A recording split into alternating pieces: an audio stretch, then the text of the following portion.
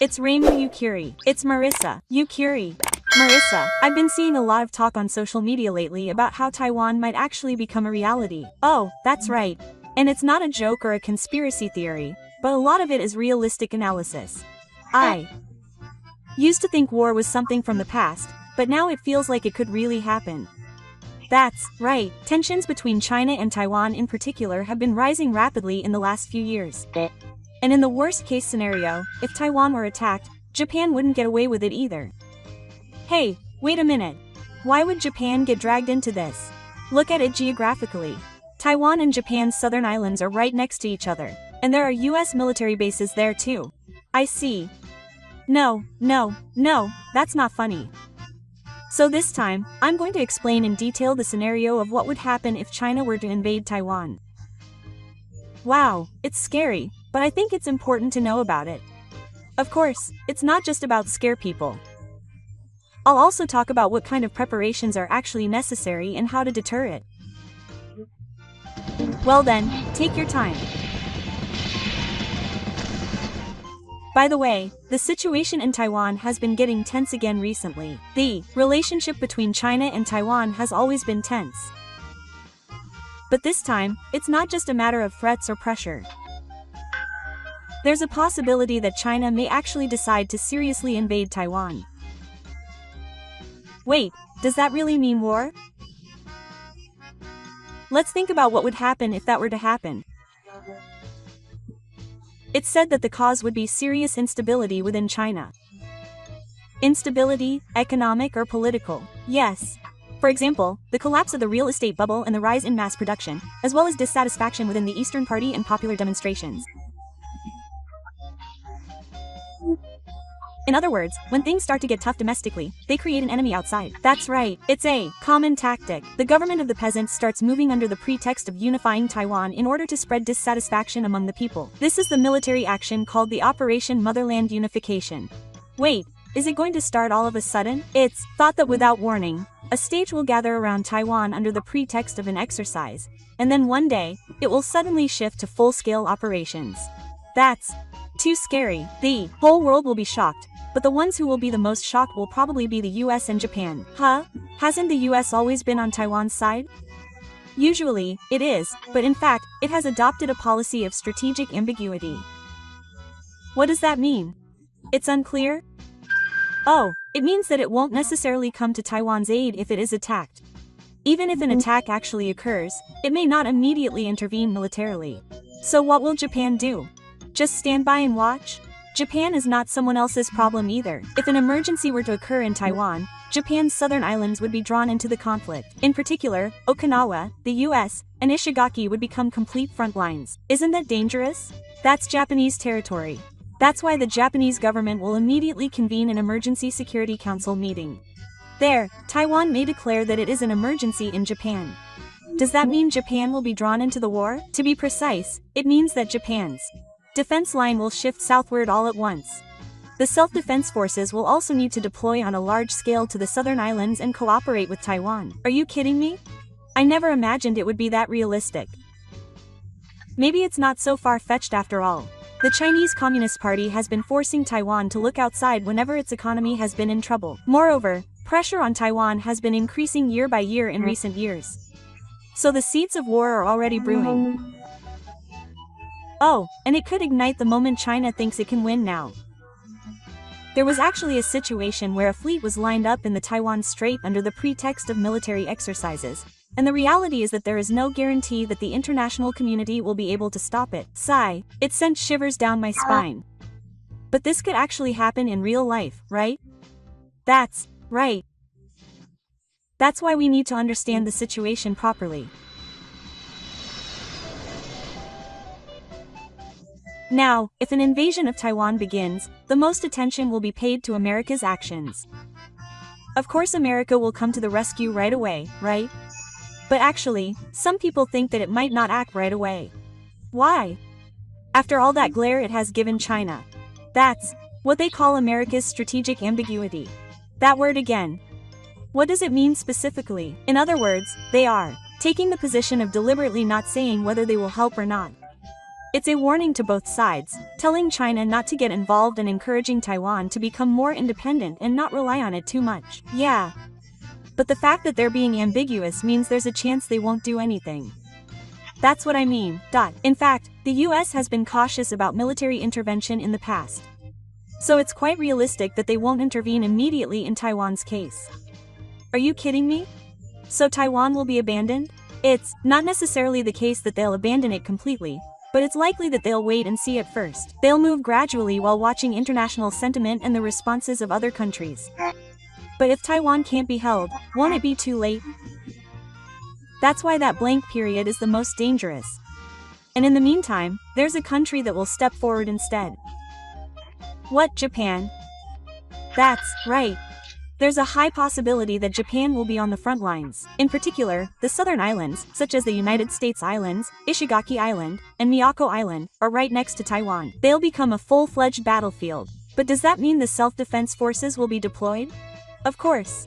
The self-defense forces are already moving their stage and equipment from western Japan, which they call the Southern Shift. They've also equipped the latest A-class missile units and stepped up surveillance. Wait a minute. Doesn't that mean they're already preparing? Well, on the surface it's about strengthening defenses, but in reality it's a practical scenario for a Taiwan emergency. And the Japanese government is moving in the direction of declaring a Taiwan emergency a Japan emergency. Is that so? Doesn't that mean Japan will be dragged into the war? That's right. In fact, if missiles are fired near Taiwan, there's a high probability that self-defense force bases and defense facilities will also be targeted. That's why the government is trying to turn the entire southern islands into a frontline fortress in the name of defending the islands. Isn't that a prelude to a decisive battle on the mainland? Seriously, it could be. Okinawa in particular is always on the front line. Even though it's a tourist destination in normal times, it's destined to be used as a shield by the military. Wow. I never thought I'd be talking about something like that in Reiwa, Japan. But, you know, that's the reality. If America doesn't come to Japan's aid immediately, Japan will have to prepare on its own. For that reason, the possession of a security treaty and the ability to attack enemy bases is also being considered. Wait a minute. Attacking enemy bases means we will attack first, right? Oh, so it's a strategy to strike the enemy's bases before they can launch missiles. Even though it's for defense, it's a pretty aggressive policy. That's not full-scale war anymore. But if we do nothing, we'll just be attacked unilaterally. At the very least, it will act as a deterrent and will have the effect of making it harder for the enemy to attack. Sigh. But what will China do if Japan's self-defense forces retaliate? Of course, they'll consider retaliating on Japanese soil. There are many methods, including cyber attacks, missiles, and electronic jamming.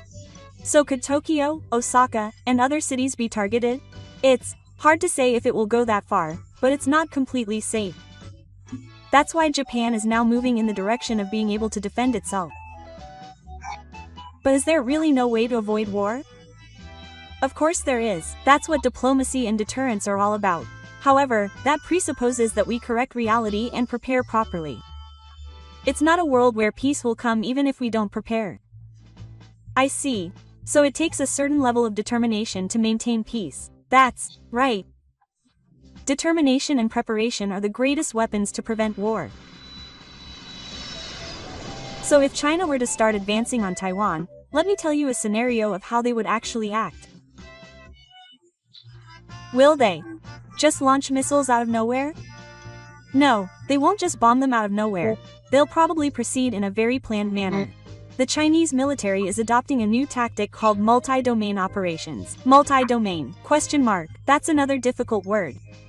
What does it mean? Simply put, it means fighting simultaneously in all domains, not just land, sea, and air, but also space, cyber, and electromagnetic fields. Doesn't that make modern warfare seem like something out of a science fiction movie? That's why there's a high possibility that attacks in cyberspace will begin first. They'll paralyze the communications infrastructure and cut off the power, disrupting the functions of the Taiwanese military and government. It'll suddenly go dark and smartphones and the internet won't work. That's right. If that happens, citizens will panic and the military won't be able to give orders. And then comes a massive missile attack. Ballistic and cruise missiles will hit military bases and airport communication facilities all at once. Wow, isn't that the start of a full-scale war? Yes, it's the start of a full-scale war. This is the second stage. The missile attack is an attack. Then the Air Force will come out and try to dominate the air. They will send in a large number of fighter jets and drones to dominate the airspace above Taiwan. So what happens to the Taiwanese fighter jets? They will resist with surface-to-air missiles and F-16 fighter jets, but China will clearly have the upper hand in terms of numbers. And after they have taken the airstrikes, they will move on to a landing operation from the sea. This is the fourth stage, the ground advance. Chinese military forces will attempt to land on the Taiwanese coast. Oh man, this is starting to sound like something out of a movie. In fact, that landing is the most difficult part militarily. The Taiwan Strait is about 130 to 180 kilometers wide. It's not easy to send a large number of soldiers and supplies across that sea. What's more, Taiwan's terrain is full of cliffs and mountains, making it unsafe for landing. So why does China still try to attack? That's probably because the unification of Taiwan is that important to the Chinese Communist Party. They want to gain the support of the people, and the party's renewal is at stake. And the fifth and final stage is conquest. The landing troops will take control of major cities and government agencies. The standard pattern is to enter from the northern part of Taiwan's main island and aim for Taiping. If Taiping falls, will Taiwan be finished? Whether it falls or not depends on how long it can hold out in the initial stages. The Chinese military is apparently planning a speed-focused operation to take control of part of Taiwan within 48 hours and secure the entire island within 72 hours. Sigh. It can be decided in such a short period of time. That's why the first 2 or 3 days are crucial. If they can do that, they'll have a chance to counterattack. But conversely, if they're defeated in the initial stages, it'll be very difficult to make a comeback. It really does seem like battles are decided by disease. It's more than you might imagine. In reality, the situation in modern warfare can change in an instant. We live in an age where cyber, electronic beams, missiles, and drones are all coming at us at the same time. They're much more complex, faster, and more dangerous than we think. Oh. And we can't forget that all of this is happening right next to Japan. It's like we can't talk about faraway countries anymore. Okay, next let's look at the difference in military strength between the Chinese military in Japan and Taiwan. It seems like there's a huge difference. Oh, first of all, if we just look at the sheer number of troops, the Chinese military is by far the largest. The regular army of the People's Liberation Army of China has about 2 million troops. In comparison, the self-defense forces have 240,000 troops, and the Taiwanese military has about 160,000. What? That's a huge difference. It's not more than double. No, it's not double. In some areas, the difference in military strength is close to 10 times. However, just because you have more numbers doesn't mean you have an advantage in everything. The strengths of Japan and Taiwan are the quality of their equipment, their training systems, and their geographical advantages. What do you mean by geographical advantage? For example, Taiwan and Japan's southern islands are surrounded by steep mountains and the sea, making them quite inhospitable for landing operations. It's a terrain that's extremely difficult for an attacker to navigate. It's certainly not a place where you can just barge in. Also, Japan's Air Force has modern fighter jets such as the F-35A, F-15J, and F-2. They're also equipped with the latest radar and missiles, giving them a very high level of air superiority. Submarines of the trajectory and hull type are also active at sea. But I have the impression that China has a lot of ships and planes. That's true. China has an impressive military, with over 3,000 Air Force aircraft. They'll probably deploy a lot of J-20 stealth fighters and drones as well. The Navy also has 55 destroyers and aircraft carriers, and has over 350 ships under test. It's the power of numbers. And their missiles are powerful. It's said that they have over 5,000 ballistic and cruise missiles combined. Wow, isn't it overwhelming? But the self-defense forces and the Taiwanese military have the advantage of being on the defensive side. For example, they know the local terrain inside and out, and they have a well-developed early warning system. The self-defense forces in particular have high-quality training and are well-equipped. I see. So they make up for it with quality. And we can't forget about the ease of cooperation. If the self-defense forces and the Taiwanese military can share information effectively, the range of tactics will expand dramatically. Even if they are outnumbered, they still have the power to control the battlefield. So it's not like they can't win at all. That's a bit of a relief. Oh, but the initial response is crucial. If they can't hold out in the first few days, they could be overwhelmed by the sheer number of enemies. The most important thing is the initial response, after all. Now, if China actually starts to advance, the first 72 hours will be key. Can so many things happen in 3 days? A lot will happen. It will probably start with a missile attack. Hundreds of missiles will be launched toward Taiwan's main island, and even toward Japan's Nansei Island. Civilians will be caught up in the crossfire right away. Oh, evacuation orders will be issued immediately in Taiwan and Okinawa. The air storm warning will sound and the area will be crowded with people trying to escape underground. The self-defense forces and Taiwanese military will immediately go into interception mode. The interception will be with Patriot missiles, right? Will they be able to do it in time? The deployed POC-3 and missiles will be able to shoot down some of them. But if there are too many of them, they will inevitably get through. There is a high risk that important facilities will be destroyed. Will that mean airports and radar? Yes. Runways and communication bases and command centers will be targeted first. And cyber attacks will begin at the same time as the missiles. Power outages and disruptions will occur throughout Taiwan. Oh no! This will cause panic. Amidst the chaos, Chinese Air Force fighter jets will invade in large numbers. The self-defense forces and Taiwanese Air Force will rush in and engage in an air battle over air rights. Isn't this a full-scale war now? And it will be happening simultaneously at the venue. The Chinese Navy will deploy landing craft. They will probably move toward Taiwan in hundreds of ships. Can they really stop them that much? That's where the Japan self-defense forces and Taiwanese military missile units come into play. They'll target the landing force with tactical missiles and Fuson-class submarines. It's a strategy to turn the sea into a minefield and prevent the enemy from getting close. If successful, the Chinese army will be held back. However, some of the fleet will still break through. And finally, the landing force will reach the Taiwanese coast. That's when the ground war will begin. Yes, there's a real chance that hellish urban warfare will begin. It will be especially difficult to resist if they land at Hangzhou. It's not exactly a fierce battle on the level of World War II. That's why the key is whether they can stop the Chinese army's advance in the first 72 hours. The Japan self-defense forces, submarines and special forces should also start moving at this stage. In particular, the submarines with high stealth capabilities are suitable for surprise attacks. If they can sink the enemy's supply chain, the entire Chinese army may be stopped. So they're fighting on land, at sea, and in the air at the same time? That's right. It's an all-out war. Whether Taiwan and Japan can cooperate and endure these 3 days will determine their future. But are we prepared for that now? To be honest, it's not perfect. However, preparations are steadily progressing. The question is how quickly we can respond. And what if the Chinese military's advance is not stopped in the first 72 hours? Won't Taiwan and the southern islands be completely occupied by now? No, that's not it. In fact, it will be tough for the Chinese military as well if it becomes a protracted war. The biggest problem is the supply line. Supply lines are routes for sending supplies, right? That's right. Ammunition, fuel, food, all have to be transported by ship or plane. But the Taiwan Strait is over 130 kilometers long and there is a constant threat from submarines and missiles. There is no safe route. Does that mean the landing site will be isolated? Yes, if supplies don't arrive, it will be difficult to stay there, let alone to form a new army. Furthermore, special forces from the Taiwanese military and the self-defense forces will attack the supply route at night. It's a strategy to destroy communication facilities and supplies with guerrilla lines. I see, it's about creating a rear for the enemy. Furthermore, in the mountainous areas of Taiwan, where local defense forces fight using their bloodthirst, experienced soldiers set up ambushes and open fields. Isn't that exactly what they call asymmetrical warfare? That's right. It's a tactic in which the side that can't win in numbers or firepower gains an advantage through terrain and surprise attacks. The self-defense forces will deploy the same tactic in the southern islands. They'll work together with the islanders to make the most of local intelligence.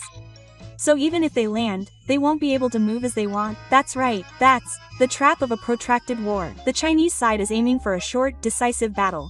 So it's troublesome if it gets bogged down. The depletion of supplies, soldier fatigue, and decreased morale all come at a cost. But China is a major power, right? Shouldn't they be constantly supplying supplies? And the only way to do that is through the sea. And in a narrow strait, where the self-defense forces, submarines, high-speed trains, and drones are waiting, it's extremely difficult to defend the supply lines. Furthermore, the routes that enemy ships take are limited, so they can target them with pinpoint accuracy. It seems that war isn't just about flashy exchanges of fire. Rather, it's often these kinds of invisible battles that decide victory or defeat. Information warfare is also important. If we can disrupt the Chinese military's operational systems, we can create chaos. Commanders can use drones to conduct reconnaissance and electronic jamming. This is also an area where the self-defense forces excel. The longer this war drags on, the more disadvantageous it becomes for China. That's right. If they can't achieve their goals quickly, the international community will turn against them. Economic sanctions and diplomatic pressure will intensify, leading to instability at home. In other words, it's not just the battlefield that's in danger, but also the country itself. So for China, winning in the short term is an absolute must. But Japan-China cooperation and self-sufficiency strategies are what won't allow that to happen. If the election drags on and China can't proceed as planned, the next step will be a low-level move. But I have the impression that China doesn't back down, but that's only if their domestic situation is stable. But if the war drags on, things will change. If economic sanctions become more severe, China will be shunned by the international community, and public discontent will likely explode, leaving China in a desperate situation. I see. It will collapse from within, not from the outside.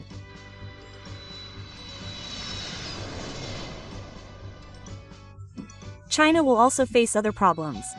Border issues with India and Mongolia, and the possibility of further destabilization in Mongolia itself, among other issues. So the leadership may decide that it is time to back down for now. In reality, China will probably propose peace talks about a week after the war begins. What do you mean? In reality, they will say it is for peace on the surface, but behind the scenes they may be preparing for a long-term war and rebuilding their military strength. We need to carefully assess whether they really intend to end the war. In other words, it may look like it is over, but it is not. That's right. Furthermore, there is a possibility that even at the time of the ceasefire, parts of Taiwan and islands in the Southern Ocean will still be occupied. They may try to pass that off as a statutory fact. That's unfair, but that's just the way things are. And here, we must not forget what Japan and Taiwan have lost. There will be huge damage, casualties, economic losses, and many other costs. And it may be that America is just starting to take action. They're deploying aircraft carriers to show their presence, but they haven't been there to help us from the start. If we can't rely on them at first, we have no choice but to protect ourselves. Yes, this is the most important lesson. Peace isn't something that can be protected by someone else. We need to be prepared to protect our own country. But will that day really come? No one knows whether it will come or not, but assuming it won't is the most dangerous. That's why we should start preparing now. That will be the greatest deterrent. Strengthening the self-defense forces and cooperating with Taiwan are all necessary. It's not just military power. We need to use diplomacy, the economy, and information to establish a defense system. That's the only realistic way to prevent war. Hearing this makes me feel scared, but I feel like it's even scarier not knowing. That's right. Turning a blind eye won't change reality. So we need to know, think, and prepare. I think that's the attitude we need to take as we live in this era. So, let me explain why the dark side of Chinese high-rise condominiums is so terrifying. First of all, the biggest reason is the limitations of firefighting equipment. Chinese firefighters' ladders can only reach 32 levels. Anyone living in a higher-rise building will lose their means of rescue the moment the sun rises. In other words, the higher the building, the higher the risk. That's right, and emergency ghost stories are unreliable. Smoke can burn up to 100,000 square meters in a matter of minutes, obscuring your vision, and if you inhale it, you'll lose your strength in just a few seconds. It's also not uncommon to find spirits blocking escape routes with luggage or locking doors. The escape routes themselves aren't functioning. That's right.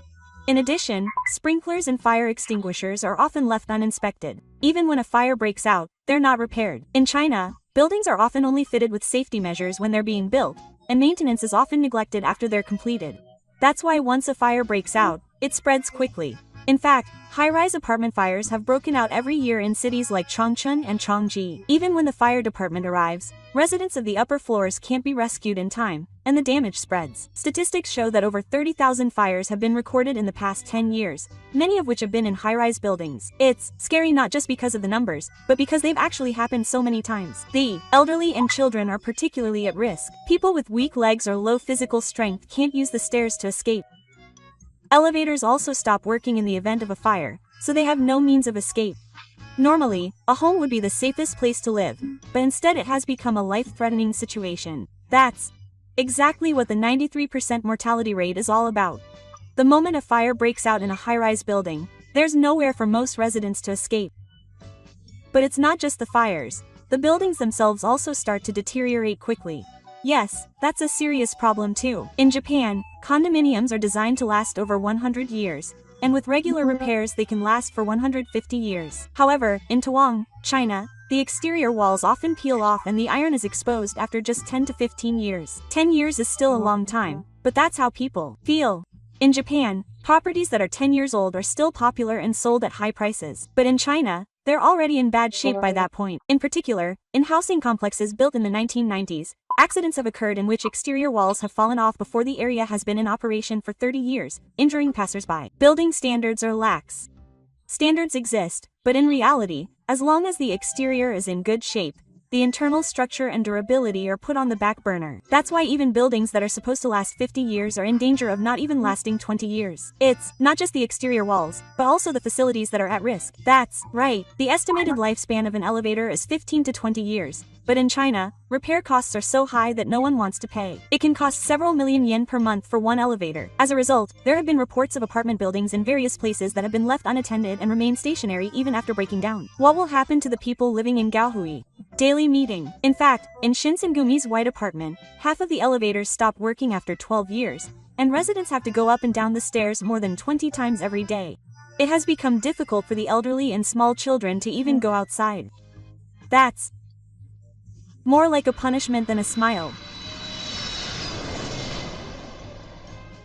And the third problem is the sharing of repair costs.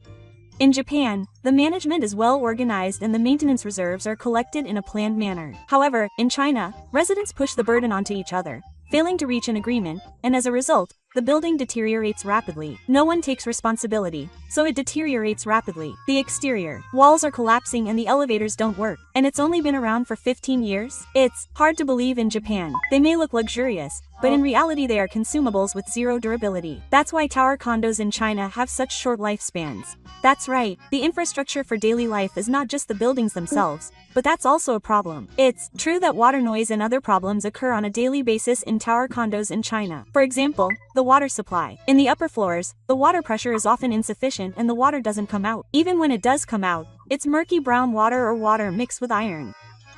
Wait, isn't brown water a big problem in Japan? In high-rise buildings in China, the water faucets haven't been washed for years, so muddy water and scum come out as is. It's said that it's dangerous to even drink the water. So what do the residents do? They end up buying bottled water every day. They live in tower, but the water supply doesn't work. If the water is bad, the satellite is probably bad too. That's right. There have been reports of serious problems with the Beijing water system, where sewage backs up every time the toilet is flushed. Due to poor plumbing construction and a lack of metering, residents are constantly plagued by bad habits. Just thinking about it is hell. Then the noise is also terrible. The windows are cheap and have almost no soundproofing. The sound echoes even when the wind blows, and it's to the point where residents have to evacuate during typhoons. It's been said that it's like there's a monster indoors. It's supposed to be an elegant high-rise apartment life, but in reality it's a survival lifestyle. What's more, the management company has withdrawn from garbage collection, so the garbage is often left unattended. Because the elevator stops, the residents of the upper floors can't take out the garbage and leave it in the hallways. As a result, rats and mosquitoes breed in large numbers. The water is bad, and the satellite is the worst. If the noise is also bad, it's not like the entire infrastructure of life has collapsed. Daily life itself is collapsing. This is why Chinese high-rise apartments are not places to live but rather a punishment game. But after hearing this much, you may wonder why they built so many of these vascular apartments in the first place. The answer is simple. It's the Chinese real estate bubble.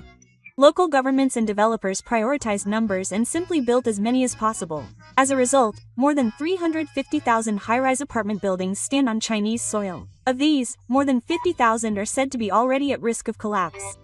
350,000 is an unimaginable scale. Wouldn't it fill the entirety of Japan? It's on that scale. What's more, the amount of money involved is around 25 trillion yen, but in reality, they are just ghost towns with no one living there and mountains of high-rise apartments on the verge of collapse. If there are no residents, they're just boxes. They can't even pay the maintenance costs. That's right. With so many empty rooms, rents are falling, property values are plummeting, management companies are closing down due to losses, and garbage collection and repairs are neglected. In other words, they become liabilities the moment they are built. That's not an investment, it's retirement expenses. What's even more troubling is that this isn't just happening in some cities, but on a nationwide scale. Entire towns and regional cities and suburbs are already starting to turn into ghost towns and are potential ruins. What started as a problem for individuals' livelihoods has now become a national-scale disaster. It's like 2 levels of hell. 25 trillion yen was spent, but all that's left are collapsing towers and uninhabitable homes. This is the huge legacy created by China's real estate bubble.